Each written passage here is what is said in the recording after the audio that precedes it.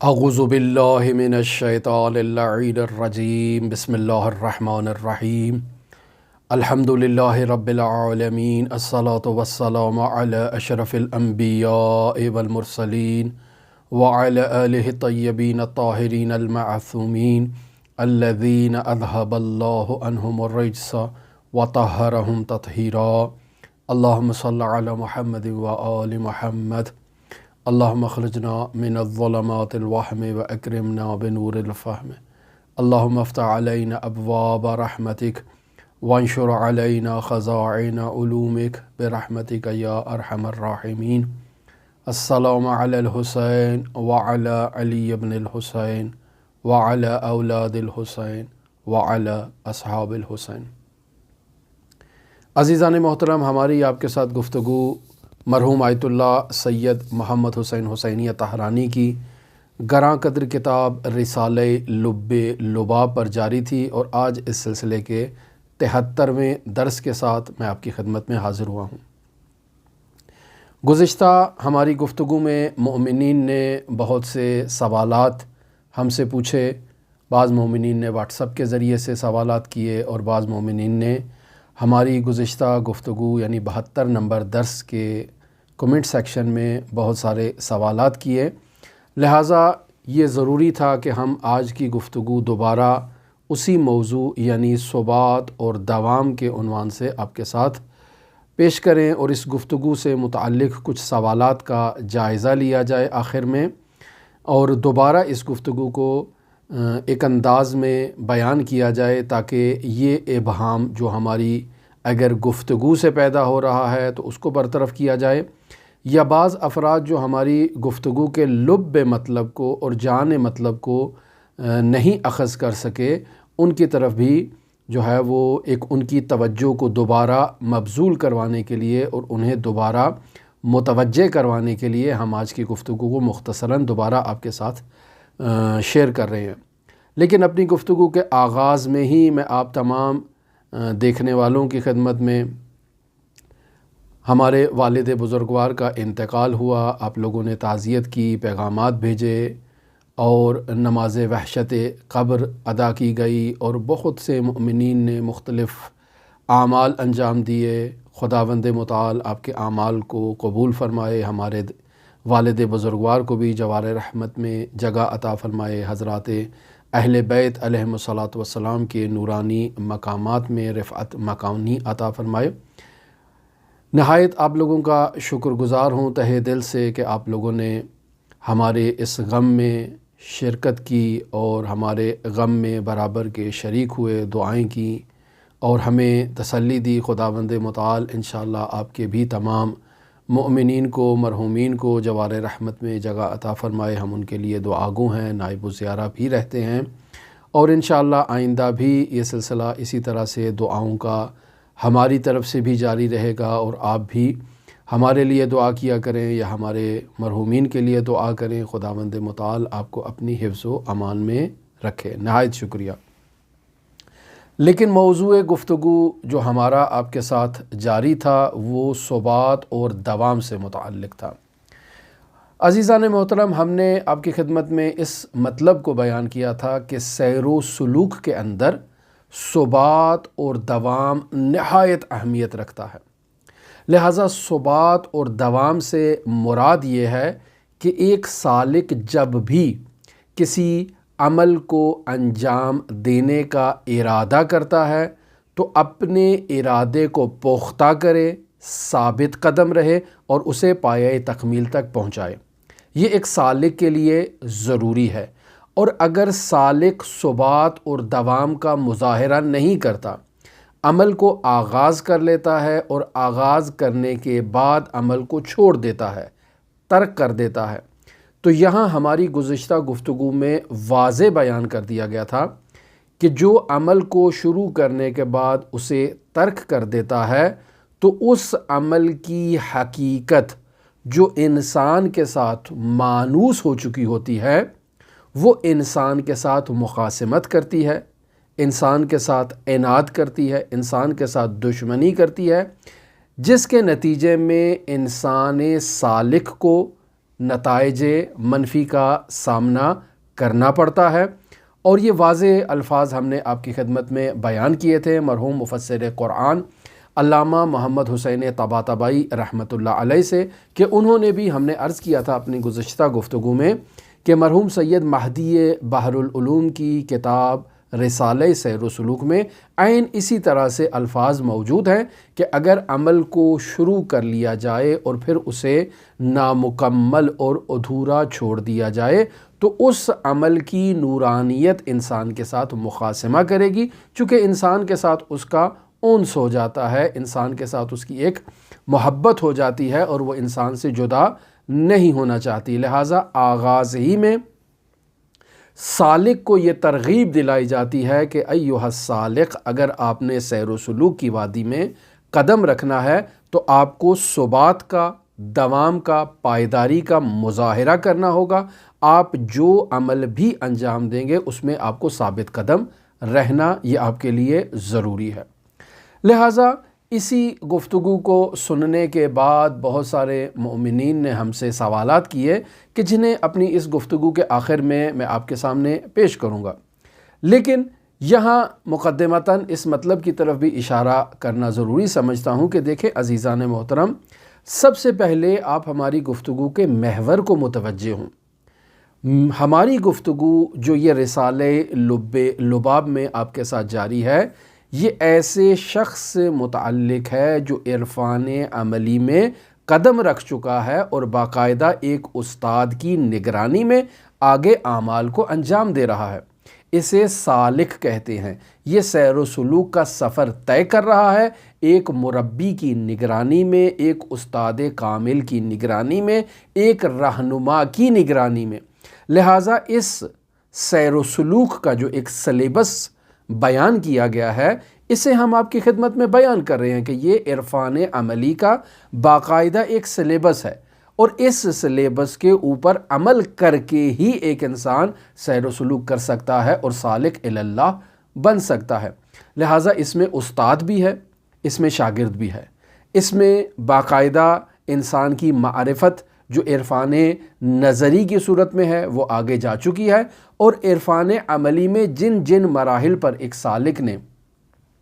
توجہ کرنی ہے، جن جن مراحل کو ایک سالک نے مد نظر رکھنا ہے، ان مراحل کو ہم آپ کی خدمت میں بیان کر رہے ہیں۔ پس وہ افراد کے جو عرفان نظری کو نہیں جانتے، وہ افراد جو سیر و سلوک کے مسافر نہیں ہیں، اپنی زندگی میں کبھی اکا دکا عمل انجام دے بھی دیا تو دے دیا، کبھی انہوں نے کوئی چلہ کر بھی لیا تو کر لیا، وہ ہماری اس گفتگو کا محور نہیں ہے۔ لہٰذا انہیں ہماری اس گفتگو کو سن کر پریشان نہیں ہونا چاہیے۔ یہ بات آپ لوگوں کے لیے واضح ہونی چاہیے، چونکہ آپ جو گفتگو سن رہے ہیں یہ عرفان عملی ہے، یہ باقاعدہ سیر و سلوک کا ایک نصاب ہے جسے مفسر قرآن علامہ سید محمد حسین طباطبائی رحمۃ اللہ علیہ نے اپنے شاگردوں کے سامنے بیان کیا، اور ایک نہایت ہی گراں قدر شاگرد علامہ سید محمد حسین حسینی طہرانی نے اپنی نہایت طاقتور قلم کے ذریعے سے اسے تحریر کیا، اور آج ہم اسے باقاعدہ آپ کی خدمت میں بطور درس بیان کر رہے ہیں۔ مختلف اساتید اس کتاب کے بارے میں دروس دے چکے ہیں اور اس کتاب کو آگے تدریس کر چکے ہیں اپنے شاگردوں کے لیے۔ لہٰذا آپ پہلے گفتگو کا محور دیکھیں اور پھر اپنے آپ کو اس کے ساتھ مقایسہ کریں گے۔ کیا آپ ایک عارف ہیں؟ کیا آپ سیر و سلوک کے مسافر ہیں؟ کیا آپ ان تمام مراحل پر جو ابھی تک ہم اپنے 72 درسوں میں جو مطالب بیان کر چکے ہیں، کیا آپ ان پر عمل کر چکے ہیں؟ کیا آپ ان گفتگوؤں کو سمجھ چکے ہیں؟ جو اب آپ آ کر ایک دفعہ زیارت عاشورہ پڑھنے سے پریشان ہو گئے کہ کہیں اگر کل میں نے زیارت عاشورہ نہیں پڑھی یا پرسوں حدیث کے ساتھ نہیں پڑھی تو یہ حدیث کے ساتھ یہ زیارت عاشورہ میرے سے مخاصمت کرے گی۔ عزیزان، آپ اس گفتگو کا محور نہیں ہے۔ یہ ایک معلوماتی لٹریچر ہے، معلوماتی گفتگو ہے آپ کے لیے، آپ اسے سماعت کریں۔ اگر عمل کرنے کا ارادہ رکھتے ہیں تو آغاز سے ہماری گفتگو کو اچھی طرح سے سماعت کریں کہ ہم نے مفسر قرآن سے کیا مطالب آپ کی خدمت میں بیان کیے ہیں۔ ان مطالب کو غور سے سنیں، سمجھیں اور پھر ان پر ایک ایک کر کے عمل کرنے کی کوشش کریں۔ جہاں بحث عرفان نظری سے متعلق ہیں وہ نظریاتی گفتگو ہے، اس کو نوٹ کر کر اپنے سینے میں اس کو ثبت کر لیں۔ جہاں عرفان عملی سے متعلق گفتگو ہو رہی ہے اور مزید آگے بھی آئے گی، چونکہ اب ہماری گفتگو عرفان عملی پر ہے، تو یہاں ان باتوں کو عین دقیقاً اسی میزان کے مطابق اور اسی معیار کے مطابق جیسے مفسر قرآن نے بیان کیا ہے، اسی طرح آپ سٹیپ بائی سٹیپ آگے چلتے جائیں اور ان کو مد نظر رکھیں۔ تب جا کر آپ کہہ سکتے ہیں کہ بھئی ایک استاد کامل نے ہمیں ایک وظیفہ دیا ہے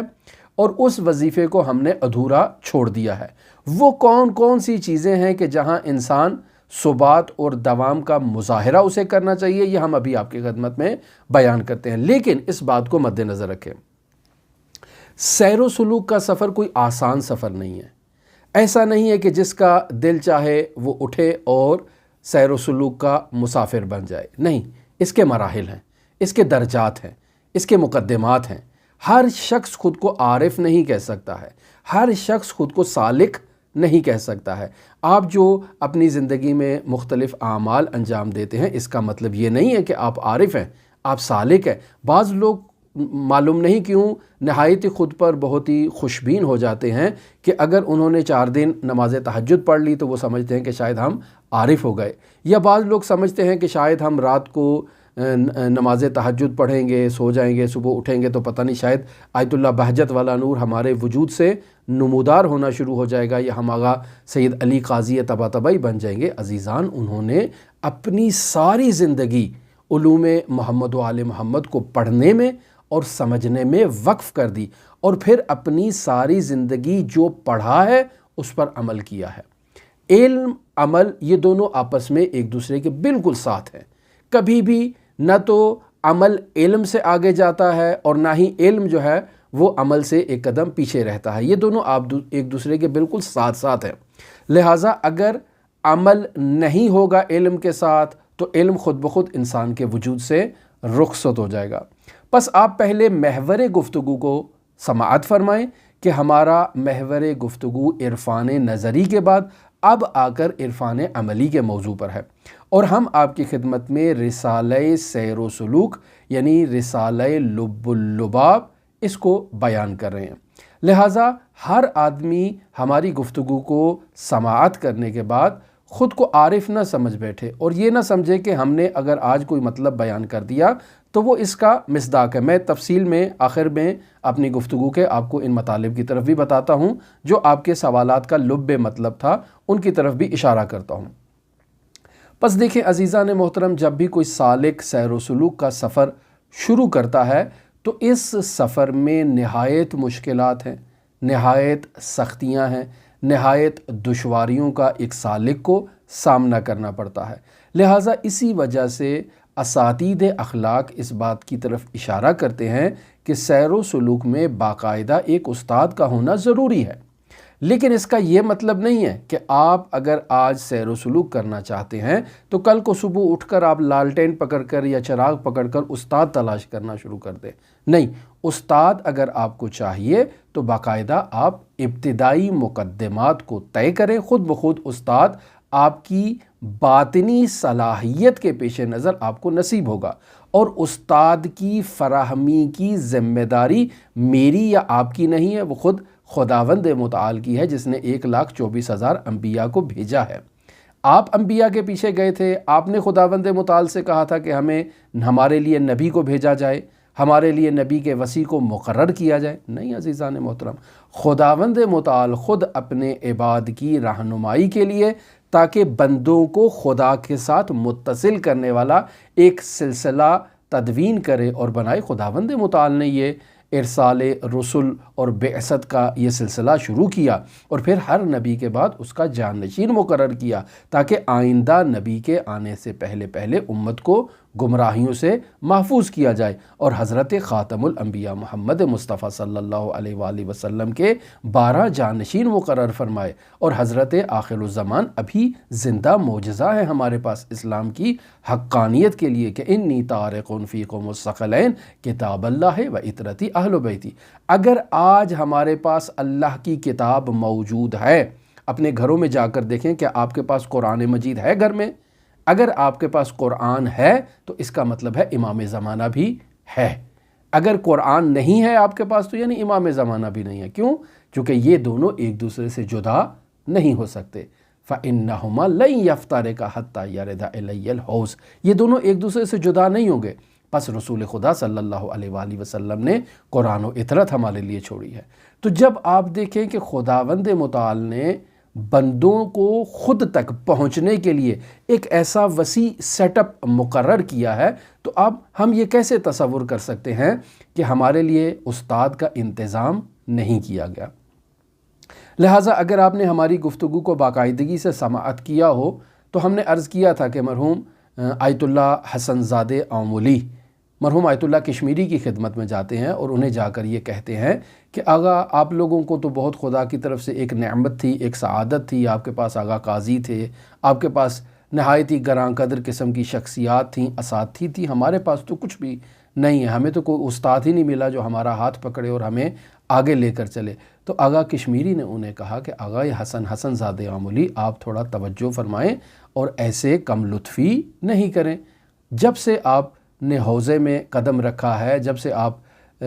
جو ہے وہ آپ کو بصیرت ہوئی ہے، خداوند متعال نے آپ کو استاد دیے ہیں، آپ اپنے گریبان میں جھانک کر دیکھیں کہ کیا کوئی ایسا مرحلہ آپ پر گزرا ہے کہ آپ کو استاد کی ضرورت ہو اور خداوند متعال نے آپ کو استاد کا آپ کے لیے انتظام نہ کیا ہو؟ جب آپ مقدمات پڑھ رہے تھے تو مقدمات کا آپ کو استاد نہیں ملا تھا، جب آپ مقدمات سے اوپر والی سطح پر آئے تھے، سطح پر آئے تھے، تو کیا آپ کو وہاں استاد نہیں ملا تھا؟ اور جب آپ خارج کی مقدار تک پہنچے تھے تو کیا آپ کو وہاں استاد نہیں ملا تھا؟ ہر مرحلے میں آپ کی صلاحیت سے مناسبت رکھنے والا خداوند متعال نے آپ کو استاد عطا کیا ہے۔ اب آپ کی اوپر یہ ذمہ داری ہے کہ آپ بھی تھوڑا قدم آگے بڑھائیں اور آگے چلیں، استاد کو نیچے مت لے کر آئیں، خود آگے بڑھنے کی کوشش کریں۔ لہٰذا یہ جو ٹوٹے پھوٹے الفاظ ہم آپ کی خدمت میں نقل کر رہے ہیں جلیل القدر اساتید سے، یعنی چوٹی کے اساتید، علامہ محمد حسین طباطبائی کو معمولی شخصیت نہیں ہے، علی قاضی طباطبائی عرفان اسلامی میں اور سیر و سلوک میں کوئی معمولی شخصیت نہیں ہے، سید مہدی بحر العلوم سیر و سلوک میں کوئی معمولی شخصیت نہیں ہے۔ ہم ان بزرگ شخصیتوں کا دسترخوان آپ کی خدمت میں لے کر آئے ہیں، ہم نہ عارف ہیں، نہ ہم سالک ہیں، نہ ہم کوئی مربی ہیں، ہم ان بزرگان کی بیان شدہ تعلیمات کی تشریح آپ کی خدمت میں بیان کر رہے ہیں۔ ہم بھی استفادہ کریں، آپ بھی اس سے استفادہ کریں، نہ ہم نے کسی چیز کا دعویٰ کیا ہے اور نہ ہی استادی کا جو ہے وہ اعلان کیا ہے اور نہ ہی آپ کو اپنی شاگردی میں لے رہے ہیں، لیکن یہ وہ باتیں ہیں اگر آپ ان مقدمات پر عمل کریں گے اور خود کے اندر نورانیت لے کر آئیں گے تو مرحوم آیت اللہ بہجت سے میں یہ بات نقل کر چکا ہوں کہ آپ دنیا کے جس کونے میں بھی ہوں خداوند متعال آپ کے لیے استاد کو مربی فراہم کرے گا۔ ہماری ضرورت ہوئی خدا ہمیں بھیجے گا، وگرنہ ان در و دیوار کو خداوند متعال آپ کے لیے رہنما قرار دے گا اور یہ ذکر الہی جو ہے وہ ایسا کریں گی جس سے آپ کو تربیت حاصل ہو جائے گی۔ تو یہ ذمہ داری خداوند متعال پر ہے، لیکن ہماری یہ ذمہ داری ہے کہ ہم حرکت کریں، حرکت کریں گے تو برکت آئے گی۔ ہم حرکت نہیں کر رہے اور برکت کا تقاضا کر رہے ہیں اور خداوند متعال سے جو ہے وہ طلب کر رہے ہیں یا ادھر ادھر کہہ رہے ہیں کہ ہمیں استاد نہیں مل رہا، عزیزان پہلے ہمیں اپنے گریبان میں جھانکنے کی ضرورت ہے، پھر انشاءاللہ خداوند متعال ہماری مدد کرے گا۔ لہٰذا سیر و سلوک کے اندر بہت دشواریاں ہیں، بہت مشکلات ہیں، آسان سفر نہیں ہے، لیکن کسی بھی انسان کو، کسی بھی سالک کو سستی اور کاہلی کا مظاہرہ نہیں کرنا چاہیے۔ ہماری ایک پلے لسٹ ہے جس میں ہم نے کچھ دروس سستی اور کاہلی کی مذمت پر بیان کیے، گو کہ بہت ہی کم لوگوں کو یہ توفیق ہوئی کہ ان دروس کو سنیں۔ میں سمجھتا ہوں شاید 5 یا 10 افراد یا شاید کوئی 50 افراد نے ان دروس کو سنا ہو، مختصر دروس ہیں، لیکن روایات کی روشنی میں ہم نے سستی اور کاہلی کی مذمت کو بیان کیا ہے کہ ایک انسان کو سست الوجود نہیں ہونا چاہیے، ایک انسان کو فارسی میں کہتے ہیں تنبل نہیں ہونا چاہیے، ایک انسان کو ایسا اپنی زندگی میں مظاہرہ نہیں کرنا چاہیے کہ وہ انحطاط کی طرف جائے۔ انسان کو چاق و چوبند ہونا چاہیے، انسان کو پختہ عزم اور پختہ ارادے کا حامل ہونا چاہیے، انسان کو اپنی کمر ہمت مضبوطی سے باندھ لینی چاہیے کہ میں نے یہ کام کرنا ہے تو جبل راسخ کی طرح میں اس پر پختہ استوار محکم جو ہے وہ کھڑا ہو جاؤں کہ میں نے اس کام کو کرنا ہے۔ جتنی بھی سختیاں آئیں، جتنے بھی طوفان آئیں، جتنی بھی مشکلات آئیں، میں نے خندہ پیشانی سے ان تمام مشکلات کو عبور کرتے ہوئے اس ہدف کو جو میں نے اپنے لیے مقرر کر رکھا ہے، اس ہدف کو پایہ تکمیل تک پہنچانا ہے۔ لہٰذا انسان کو اپنی زندگی میں یہ تہیہ کر لینا چاہیے کہ میرے سامنے اگر K2 کا پہاڑ ہے تو یہ پہاڑ اپنی جگہ سے ہل سکتا ہے، میرا ارادہ کبھی تبدیل نہیں ہو سکتا۔ لہٰذا وہ افراد کہ جنہوں نے اپنی ارادے کو اس قدر پختہ کیا کہ میں نے اس پہاڑ کی چوٹی تک پہنچنا ہے، انہوں نے ہمت باندھی اور انہوں نے اس پہاڑ کے اوپر جا کر اپنے جھنڈے گاڑے اور اس پہاڑ کو فتح کیا۔ یہ ظاہری دنیا میں اس طرح سے ہے کہ اگر انسان پختہ عزم اور پختہ ارادہ کر لے تو جتنی بھی مشکلات ہوں، جتنی بھی آندھیاں ہوں، جتنے بھی طوفان آئیں، جتنی سخت سے سخت برف باری کیوں نہ ہو رہی ہو، اس نے چونکہ پختہ ارادہ کیا ہے کہ یہ K2 کی چوٹی پر جائے گا تو یہ جائے گا، اس نے چاہے اس کی جان چلی جائے، اس نے پختہ ارادہ کر رکھا ہے۔ لہٰذا عین اسی طرح ایک سالک کو سیر و سلوک کی راہ میں پختہ ارادہ کرنا چاہیے۔ لہٰذا آپ دیکھیں کہ روایات میں اسی مطلب کو اصول کافی جلد نمبر 1 صفحہ نمبر 454 کے اندر یہ حدیث باقاعدہ مؤمن کی خصوصیات میں بیان کی گئی ہے کہ المؤمن کالجبل لا تحرکہ العواصف، یعنی مومن ایک ایسے سخت پہاڑ کی طرح ہے کہ جسے کسی قسم کی آندھیاں اور طوفان اس کی جگہ سے نہیں ہلا سکتے۔ پس مومن بھی اپنی جگہ سے نہیں ہلے گا، یعنی اپنے ارادے کو ترک نہیں کرے گا۔ اس نے اگر ارادہ کیا ہے کہ وہ K2 کو عبور کرے گا اور اس کی چوٹی پر پہنچے گا تو وہ پہنچے گا، یہ عام انسان ہے۔ تو مومن بھی اگر اپنی زندگی میں ایک ارادہ کرتا ہے کہ وہ سیر اللہ کے تمام مراحل کو طے کرے گا تو وہ طے کرے گا، اور پھر جا کر وہ علی قاضی طباطبائی بنے گا، یا علی بہجت بنے گا، یا علامہ محمد حسین طباطبائی بنے گا۔ لہٰذا پختہ ارادہ بہت ضروری ہے۔ لہٰذا آپ دیکھیں کہ سورہ ہود کی آیت نمبر 112 میں خداوند متعال نے بھی جو ہے وہ پائیداری کا انسان کو حکم دیا ہے۔ فَاسْتَقِمْ کما امرتا، یعنی ثابت قدم رہو جس طرح کہ آپ کو ثابت قدم رہنے کا حکم دیا گیا ہے۔ اور کس کو؟ وَمَن تَابَ مَعَكَ، اور جنہوں نے توبہ کر لی اور وہ اب آپ کے ساتھ ہیں، ان کے لیے بھی یہی دستور ہے کہ فَاسْتَقِمْ کما امرتا، یعنی ثابت قدم رہو۔ ہماری زندگیوں میں بہت ساری خامیاں، کوتاہیاں، لغزشیں، گناہ سب کچھ موجود ہے۔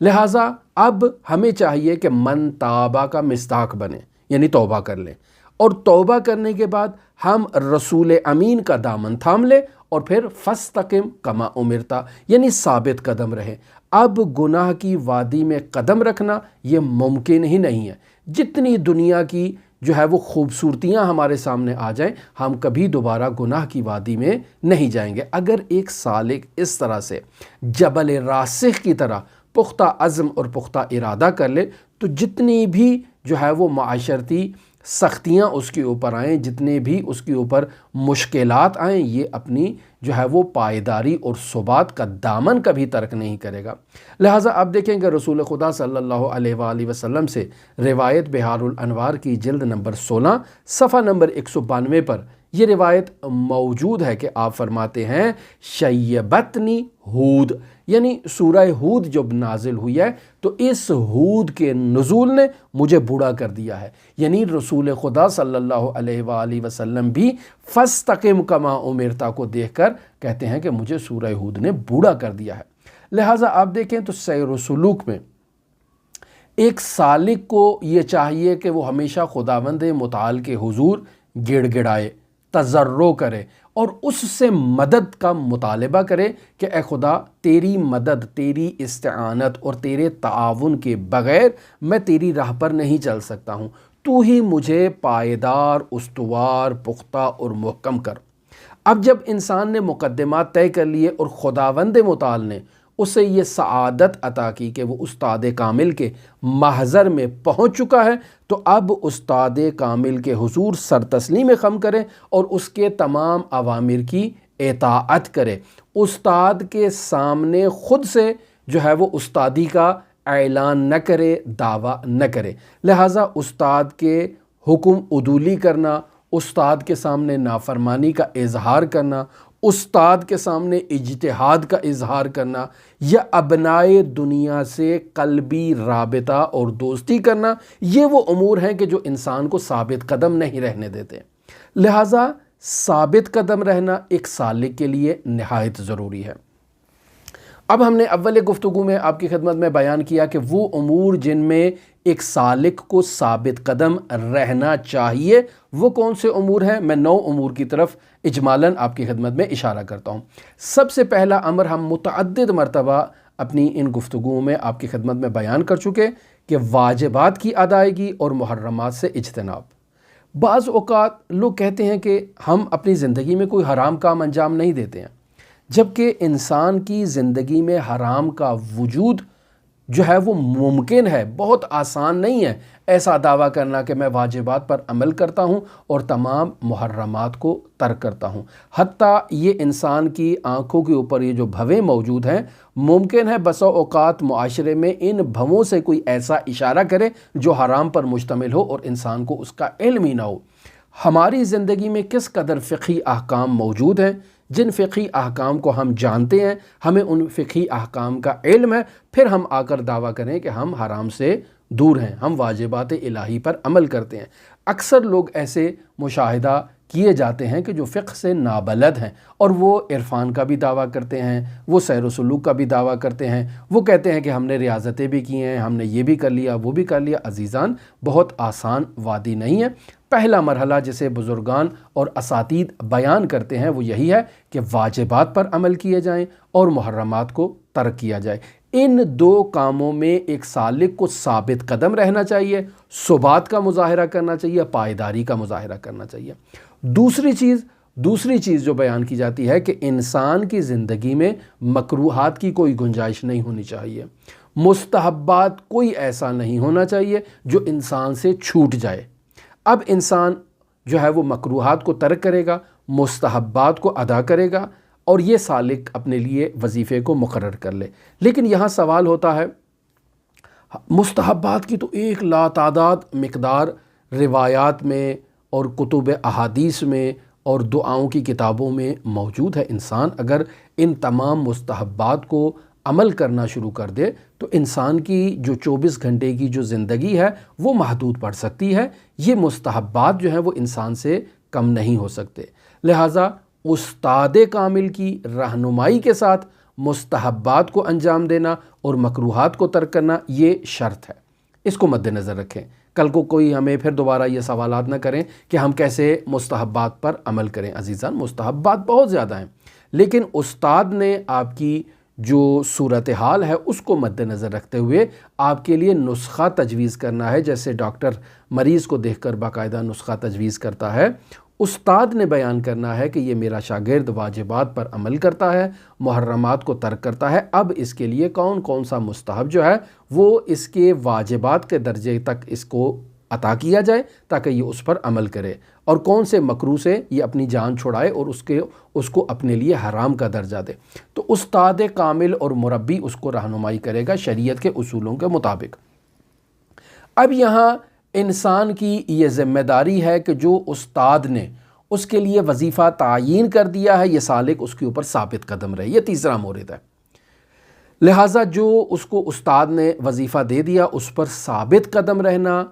اس سے تخطی نہ کرنا، انحراف نہ کرنا، یہ ایک سالک کی ذمہ داری ہے۔ اور چوتھے مرتبے پر سالک کی یہ ذمہ داری ہے کہ استاد نے جو اس کے ذہن میں سوچ ڈال دی ہے اس سوچ تک محدود رہے، نہ استاد سے آگے قدم بڑھانے کی کوشش کرے، نہ استاد سے پیچھے رہنے کی کوشش کرے۔ جو استاد نے اسے تعلیم دیا ہے کہ استاد نے اسے تمرکز کرنے کے لیے ایک مراقبہ دیا ہے، اس مراقبہ پر رہے۔ استاد کو آگے سے مشورے دینے کی کوشش نہ کرے۔ بس اوقات ہمارے خصوصاً برصغیر کے معاشرے میں ایسے جو ہے وہ خوش ذوق لوگ آپ کو زیادہ مل جائیں گے کہ جو اپنے استادوں کو مشورہ دیتے ہیں کہ بھئی اگر اس طرح سے کر لیا جائے تو کیسا ہے، اگر یہ دعا پڑھ لی جائے، یہ ذکر کر لیا جائے، یہ ذکر کر لیا جائے، اس طرح سے کر لیا جائے۔ عزیزان، آپ اپنی جو ہے وہ سطح کو دیکھیں، وہ آپ کا استاد ہے، وہ استاد کامل ہے۔ ابھی آپ ابتدائی سٹیج پر ہیں، پہلی کلاس کے ہیں، دوسری کلاس کے ہیں، وہ کمال کے مرتبے پر پہنچ چکا ہے، اور آپ اسے مشورہ دے رہے ہیں کہ ایسا بھی کرو، ایسا بھی کرو، ایسا بھی کرو، یا آپ مجھے ایسا نسخہ تجویز کرو۔ تو عزیزان، پھر آپ اگر استاد سے کہیں گے کہ وہ آپ کے لیے نسخہ تجویز کرے تو پھر آپ کو تو استاد کی ضرورت ہی نہیں ہے۔ اسے ہماری اصطلاح میں کہتے ہیں مجتہد ہونا، یعنی انسان وقت سے پہلے مجتہد ہو جائے۔ جب وقت سے پہلے مجتہد ہو جائے گا تو خود ہی فتویٰ دے گا، پھر ایسے شخص کو استاد کی ضرورت نہیں ہے، اور ایسا شخص کبھی بھی سیر و سلوک میں کامیاب نہیں ہوتا ہے۔ لہٰذا یہاں مرحلہ کے استاد نے جو سوچ، جو فکر، جو تعلیم آپ تک القاء کی ہے، اس پر ثابت قدم رہیں اور اس سے تخطی نہ کریں۔ پھر اس کے بعد 5ویں مرحلے میں اگر سالک کو سیر و سلوک کے سفر میں مشکلات کا سامنا ہے تو اس سالک کو یہ چاہیے کہ ایسی مشکلات کے سامنے خندہ پیشانی کے ساتھ وہ ثابت قدم رہے اور وہاں سے اس کے قدم نہیں لڑکھڑانے چاہیے۔ 6واں مورد جو یہاں آپ کی خدمت میں بیان کروں وہ ہے کتمان سے متعلق۔ اگر سالک کو سیر و سلوک کے سفر میں اس کے اوپر خداوند متعال کی کچھ عنایات ہوتی ہیں، کچھ الطاف ہوتے ہیں، کچھ مکاشفات سالک کے سامنے آتے ہیں، کچھ وہ نورانی موجودات کو مشاہدہ کرتا ہے، تو ان چیزوں کو صیغہ راز میں رکھے، اپنے استاد کے ساتھ ضرور ذکر کرے، لیکن استاد کے علاوہ معاشرے میں اپنی شہرت کرنے کے لیے جو ہے وہ پیغامات نہ چلا دے واٹس ایپ پہ کہ بھی آج میں نے جو ہے نا وہ فلاں نورانی مخلوق کو مشاہدہ کیا ہے، میرے اوپر تو مکاشفے ہوتے ہیں، فرشتے نازل ہوتے ہیں، میں تو موجودات کو مشاہدہ۔ عزیزان، ایک انسان کو حوصلہ اور تحمل کا مظاہرہ کرنا چاہیے۔ جس قدر انسان چھلکتا ہے اس کا مطلب ہے کہ یہ انسان جو ہے وہ اندر سے خالی ہے، اس کے پاس کوئی چیز موجود نہیں ہے، سب کے سب دعوے ہیں اور جھوٹ ہے، حقیقت کچھ نہیں ہے۔ لہٰذا انسان میں سکون ہونا چاہیے، اطمینان ہونا چاہیے، اور انسان اپنی باطنی کیفیات کے دسترخوان کو ہر کسی کے سامنے نہیں بچھاتا اپنے استاد کے علاوہ۔ لہٰذا باتوں کو اسی حد میں جس پیرائے میں ہم گفتگو کر رہے ہیں اسی پیرائے تک جو ہے وہ سمجھنے کی پہلے کوشش کریں، بعد میں اگر آپ کو کوئی سوال ہو تو میں حاضر خدمت ہوں۔ 7ویں مورد پر اگر انسان کو کوئی مصیبت آ جاتی ہے زندگی میں تو اس مصیبت پر انسان خود کو غمزدہ نہ کر لے، خداوند متعال کی رضا پر راضی ہو، یعنی گریبان چاک نہ کرے اور ایسی اظہار نہ کرے کہ پتہ نہیں دنیا کی کون سی مصیبت میرے اوپر آ گئی ہے کہ اب میرے لیے تحمل کرنا ممکن نہیں ہے، اور خداوند متعال کے حضور شکوہ و شکایت کرنا شروع کر دے، معاشرے کے سامنے شکوہ و شکایت کرنا شروع کر دے کہ اللہ کی فلاں نعمت جو ہے وہ مجھ سے چھن گئی، اسے نہیں چھننا چاہیے تھا، میرے ساتھ زیادتی ہو گئی۔ بس اوقات ہم اپنے آپس کے جو تعلقات ہیں اس میں جب کوئی ایسی مشکل ہمیں آتی ہے تو ہم فوراً جو ہے نا وہ کہتے ہیں کہ میرے ساتھ تو بہت زیادتی ہو گئی، بہت میرا جو ہے وہ نقصان ہو گیا، میرے فلاں عزیز کو اس دنیا سے نہیں جانا چاہیے تھا، بڑا میرے ساتھ ظلم ہو گیا۔ تو ایسی شکوہ و شکایت جو ہے وہ انسان کو جو ہے وہ انحطاط کی طرف لے جاتی ہے۔ 8ویں نمبر پر آپ کی خدمت میں عرض کروں کہ استاد کے سامنے سالک کی یہ ذمہ داری ہے کہ وہ سر تسلیم خم ہو اور اس پر ثابت قدم رہے کہ جو استاد نے اسے تعلیم دے دیا ہے۔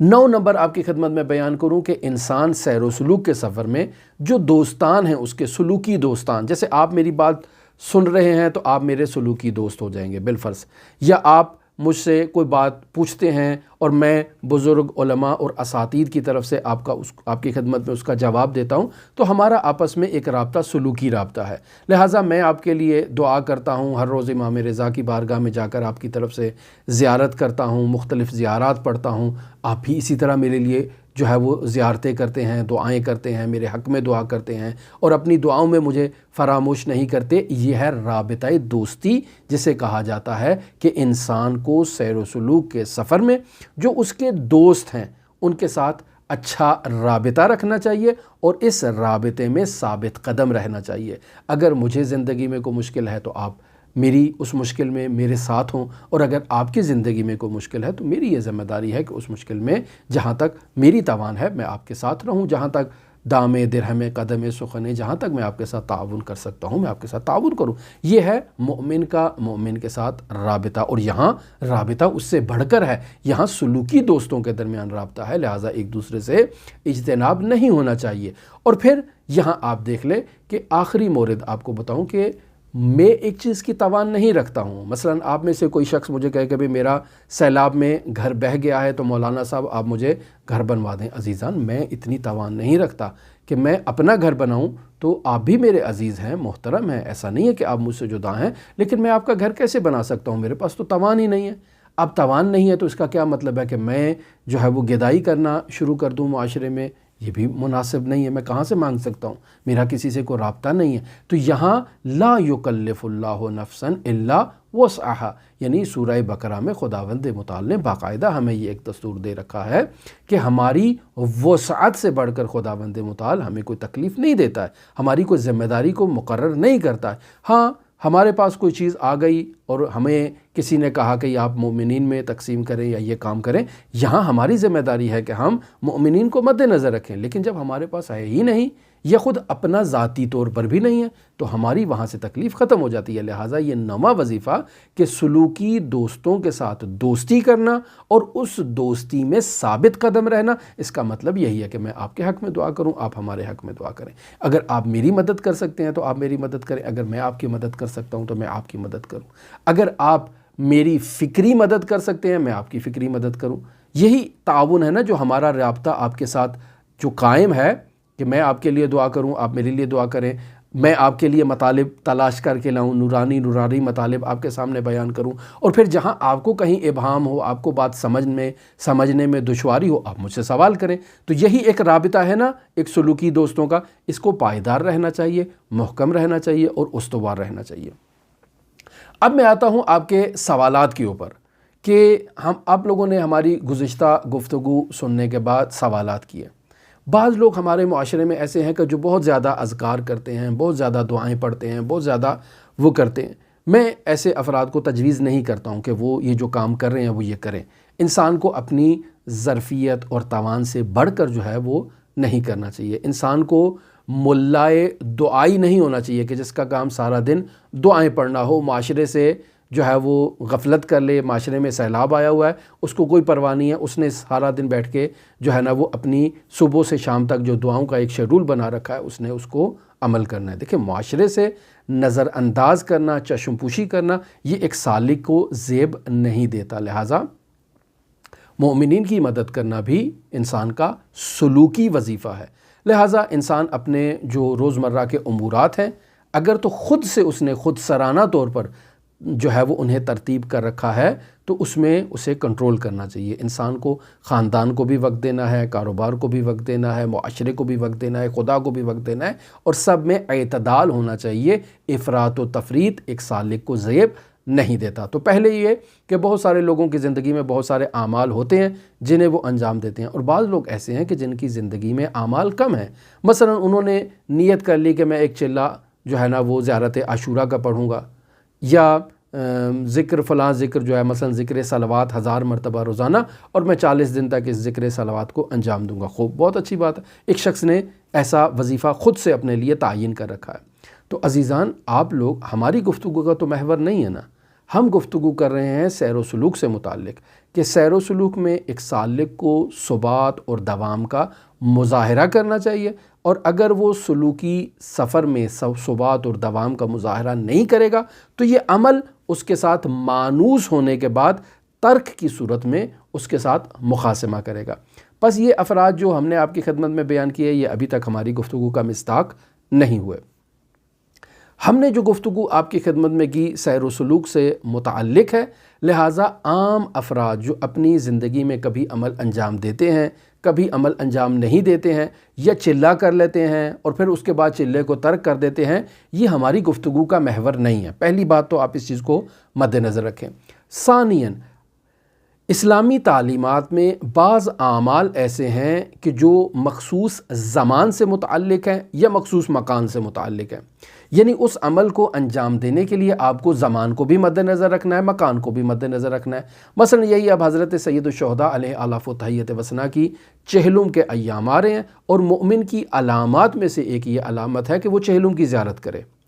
اب چہلم کی زیارت علامات مومن میں سے ہے۔ اب اس کا مطلب یہ نہیں ہے کہ انسان سارا دن بیٹھ کے چہلم کی زیارت کرتا رہے، نہیں، یہ چہلم کے دن سے متعلق ہے۔ یعنی چہلم کے دن مومن حضرت سید الشہداء علیہ آلاف و تحیت وسنا کی زیارت کرے۔ اگر وہاں کربلا پہنچ سکتا ہے تو حرم حضرت سید الشہداء میں زیارت کرے، اور اگر کربلا نہیں پہنچ سکتا تو جہاں کہیں اس کا مکان ہے، جہاں کہیں وہ زندگی بسر کرتا ہے، وہیں اپنے مکان پہ، اپنے گھر کی چھت پر جہاں اس کے لیے توان ہے، وہاں وہ چہلم کی زیارت کرے اور اس سے غفلت نہ کرے۔ یہ علامات مومن میں سے بیان کیا گیا۔ پس یہ زمان سے متعلق ہے، سارا دن اور سارا سال ہمیں چہلم کی زیارت نہیں کرنی ہے۔ یا وہ اعمال جو مکان سے متعلق ہے، انسان نے انہیں مکان کے اوپر انجام دینا ہے۔ جیسے حج ہے تو اس کے لیے بیت اللہ انسان نے جانا ہے، انسان اپنے علاقے میں خانہ کعبہ تعمیر کر کے وہاں پر حج نہیں کر سکتا ہے۔ خوب،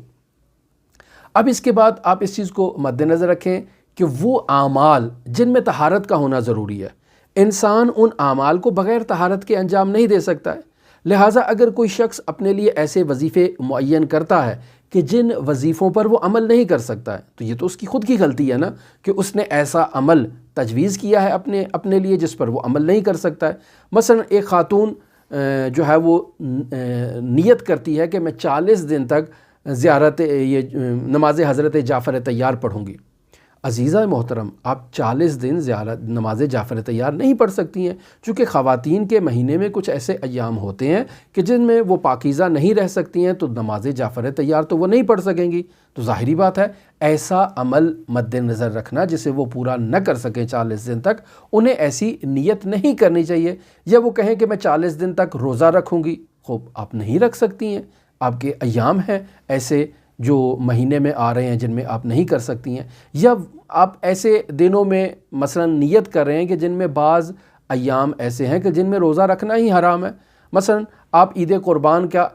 جو ہے وہ وسط میں آ رہا ہے، اور آپ ذی الحج کے مہینے سے، اول ذی الحج سے جو ہے وہ نظر کرتے ہیں کہ آپ نے 40 دن روزہ رکھنا ہے، تو 10 ذی الحج کو تو عید قربان آ جائے گی، اور عید قربان کے دن روزہ رکھنا حرام ہے، تو آپ کی نظر تو خود بخود منعقد نہیں ہوگی، چونکہ ایک معصیت پہ تو جو ہے وہ آپ نظر نہیں کر سکتے ہیں، یا آپ چلہ نہیں کر سکتے چونکہ وسط میں ایک ایسا عمل آ رہا ہے۔ پس ایسے اعمال ابتداءً ہی غلط ہیں کہ جو آپ ایسی چلے کی نیت کر رہے ہیں اور آپ اس کو انجام نہیں دے سکتے۔ ثانیاً، پس یہ اعمال اگر ترک ہو جائیں تو انسان سے مخاصمت نہیں کریں گے۔ یہ ایک عام افراد کی میں بات کر رہا ہوں، سیر و سلوک کے افراد ایسے جو ہے وہ نیتیں نہیں کرتے ہیں، چونکہ ان کو پتہ ہے، ان کو معلومات ان کی قوی ہیں، ان کی اطلاعات قوی ہیں، وہ ایک استاد کو درک کر چکے ہیں، لہٰذا وہاں جو ثبات اور دوام ہم اوپر 9 مورد آپ کی خدمت میں بیان کر چکے ہیں، انہیں مد نظر رکھیں۔ لہٰذا اب اگر ایک شخص، میرے جیسا شخص، آج نماز تہجد کے لیے اٹھتا ہے، کل اس سے نماز تہجد چھوٹ جاتی ہے، اور وہ ہمارا درس اتفاقاً سن لیتا ہے اور کہتا ہے کہ بھی آج میں نے نماز تہجد نہیں پڑھی ہے، بس اب نماز تہجد مجھ سے مخاصمت کرے گی، اور جو ہے نا وہ میری زندگی میں کوئی نہ کوئی مصیبت آ جائے گی۔ عزیزان، یہ بات ایک آپ درست مطلب کی طرف متوجہ نہیں ہو رہے۔ ہم نے ہرگز ایسا نہیں کہا کہ آج آپ نے اگر نماز تہجد نہیں پڑھی تو نماز تہجد آپ کے ساتھ مخاصمت کرے گی، آپ نے اگر آج فلاں زیارت نہیں پڑھی تو یہ فلاں زیارت آپ کے ساتھ مخاصمت کرے گی، ایسا ہم نے ہرگز نہیں کہا ہے۔ لہٰذا میں اس کو ایک مثال کی صورت میں آپ کی خدمت میں بیان کرتا ہوں۔ انسان تقوی اختیار کرتا ہے، پرہیزگاری اختیار کرتا ہے، اور اس تقوی اور پرہیزگاری کے نتیجے میں اس کا وجود 10% نورانی ہو چکا ہے۔ اب اس 10% نورانیت کے بعد وہ آج سے تہیہ کرتا ہے کہ نماز تہجد کو بھی پڑھے گا۔ اب اس نے 10 دن نماز تہجد بھی پڑھ لی ہے، تو اب نماز تہجد کے پڑھنے کے بعد وہ جو 10 دن کی نورانیت اس کے اندر پہلے تھی 10% کی، نماز تہجد کے پڑھنے کے بعد وہ نورانیت 12% میں تبدیل ہو گئی ہے۔ اب 12% کے بعد یہ شخص اگر تہیہ کرتا ہے کہ میں نماز تہجد نہیں پڑھوں گا، یا کسی بھی مشکل سے نماز تہجد اس کی ترک ہو جاتی ہے، تو وہ نورانیت اگر ہمارے انہی دروس کی روشنی میں کم ہونی چاہیے، تو وہ نورانیت کتنے فیصد کم ہوگی؟ 10% تو اس کی پہلے تھی، 2% اس کے پاس نماز تہجد پڑھنے سے آئی ہے، تو یقینی بات ہے اس کی نورانیت 2% کم ہوگی۔ باقی تو 10% اس کے پاس رہے گی نا۔ اور مخاصمت جو بیان کی ہے وہ مخاصمت یہی ہے کہ نماز تہجد کہے گی کہ میں نے آپ کو 2% نورانیت دی ہے، آپ نے مجھے ترک کیا ہے، وہ میری نورانیت آپ مجھے واپس کریں، میں آپ کو خیر آباد کہہ رہی ہوں۔ لہٰذا وہ مخاصمت کرے گی اور 2% جو آپ کو نصیب ہوئی تھی وہ بھی اپنے ساتھ واپس لے جائے گی۔ مخاصمت ہم اپنے درس میں بیان کر چکے ہیں۔ لہٰذا مخاصمت سے مراد یہ نہیں ہے کہ آپ کے گھر میں سیلاب آ جائے گا، آپ کے بچوں کی اموات ہونا شروع ہو جائیں گی، آپ کے گھر میں چیزیں ٹوٹ پھوٹ ہونا شروع ہو جائیں گی۔ ہم نے واضح آپ کی خدمت میں بیان کیا کہ عمل انسان سے مانوس ہو جاتا ہے،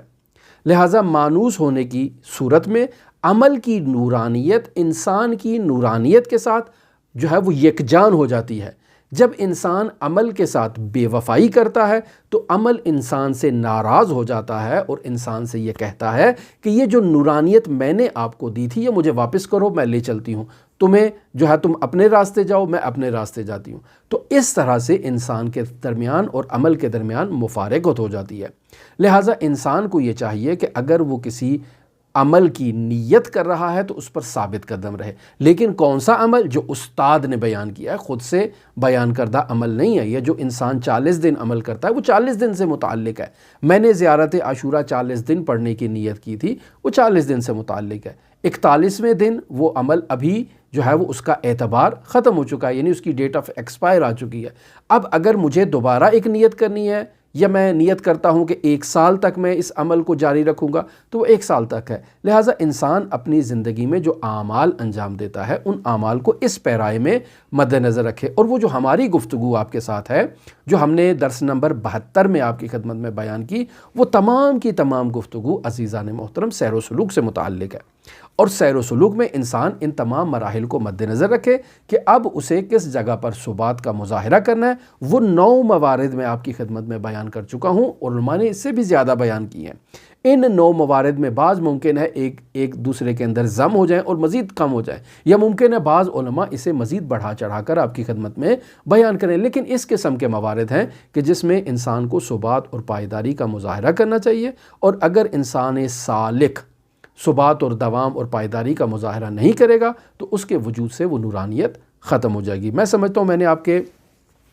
تمام تر سوالات کے جواب دینے کی کوشش کی، لیکن پھر بھی اگر کسی عزیز محترم کو میرا مطلب واضح نہ ہوا ہو تو وہ دوبارہ مجھ سے واٹس ایپ پر وائس میسیج کے ذریعے سے سوال کر سکتا ہے، چونکہ ہمارے لیے ٹیکسٹ میسیج پڑھنا دشوار ہے، ہمارے پاس وقت نہیں ہوتا ہے۔ نہایت شکریہ۔ خداوند متعال انشاءاللہ آپ کی توفیقات میں اضافہ کرے، خداوند متعال آپ کی عبادات کو قبول کرے، آپ کو نورانیت عطا کرے، خداوند متعال آپ کو مزید بہتر سے بہتر علم حاصل کرنے کی اور اس پر عمل کرنے کی توفیق عطا فرمائے۔ خداوند متعال آپ سے راضی و خوشنود ہو، آپ کے لیے نائب الزیارہ بھی ہوں اور آپ کے لیے دعا گو بھی ہوں، اور حضرت امام زمان عجل اللہ تعالی فرجہ الشریف کے ظہور میں تعجیل کی دعا کے ساتھ میں آپ سے اجازت چاہتا ہوں۔ اللہم صلی علی محمد و آل محمد وعجل فرج قائم آل محمد۔